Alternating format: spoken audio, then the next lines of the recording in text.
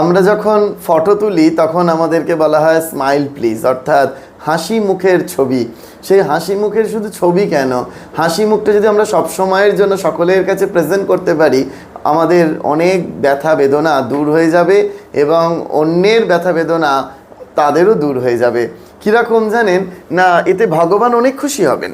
আমাদের ওই যখন মায়েরা যখন কোনো শপিং কমপ্লেক্সে ধরুন শাড়ি কিনতে যাচ্ছে, সেই শাড়ি কিনতে যাওয়ার সময় যে শাড়ি দেখাচ্ছে, একের পর এক খুলে খুলে দেখাচ্ছে, মায়েদের একটাও পছন্দ হচ্ছে না। তারপরে একটা সময় সে বিরক্ত হয়ে যাচ্ছে, যে মনে হচ্ছে যে না আর দেখাতে চাই না, কারণ এইগুলো আমাকে সব ভাঁজ করতে হবে।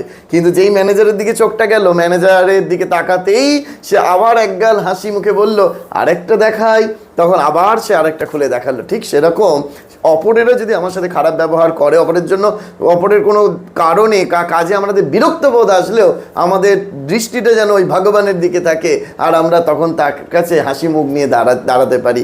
সেই জন্য আমাদের সব সময়ের জন্য সর্বদা হাসি মুখে থাকা উচিত।